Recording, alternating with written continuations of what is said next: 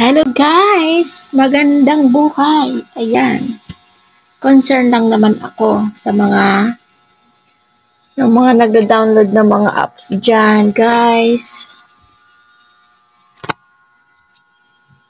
Sa mga nagpindot ng free trial dyan.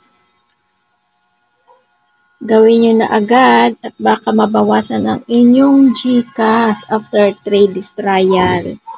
Baka mabawasan kayo ng 449 pesos. Ito gawin nyo guys. Ito na, tutorial tayo. Punta lang kayo sa Play Store. Yan. Pindutin nyo lang yung main profile nyo.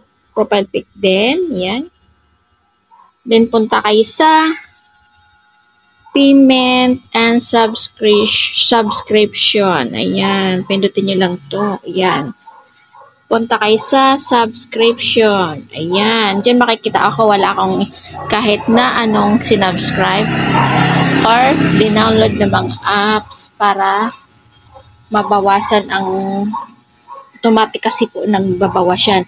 Pag may nakita po kayo dyan, halimbawa nakita yung apps dyan sa subscription na yan na naka-subscribe kayo or nag-download kayo, i-unsubscribe nyo po agad yan at saka i-remove nyo po agad kasi matik po yan na magbabawas sa GCash nyo after 3 days na free trial. Ayan, yun lang guys. Concerned lang ako. Thank you so much. Bye-bye. Ingat and God bless everyone.